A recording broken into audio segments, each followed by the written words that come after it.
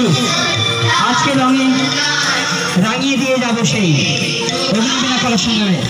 দোল পূর্ণিমার আগে সুন্দরবনে হয়ে গেল বসন্ত উৎসব।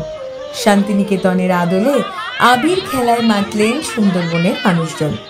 8 থেকে 80 সকলে একে অপরের গাল রাঙিয়ে দিলেন আবিরে।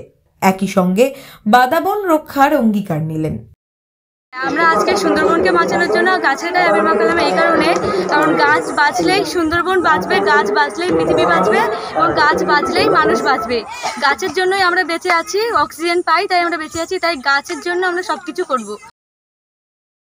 সন্দেশখালীর খুলনা গ্রাম পঞ্চায়েতের হাটগাছা কেসি হাই স্কুলের মাঠ থেকে অনুষ্ঠান শুরু হয়।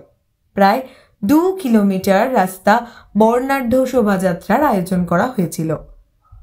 নাচ গানের পাশাপাশি আবির খেলায় মাতেন সকলে। শিক্ষক দেবপ্রসাদ মাইতির উদ্যোগে গত 2 বছর ধরে বসন্ত উৎসব আয়োজন করা হচ্ছে।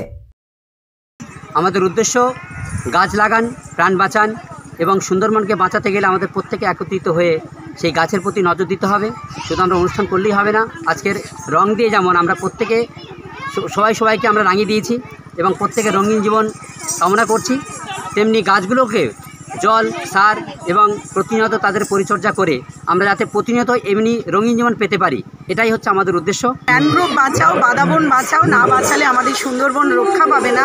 এই যে আমরা একটা সামাজিক বার্তা দিতে পারলাম, এর জন্য আমরা সত্যিই খুব খুশি এবং আগামী দিনে আমরা এই বাচ্চাদেরকে নিয়ে আগামী দিনে আমরা সুন্দরবনকে বাঁচাবো এবং আমাদের একটাই বার্তা থাকবে, গাছ লাগাও, প্রাণ বাঁচাও।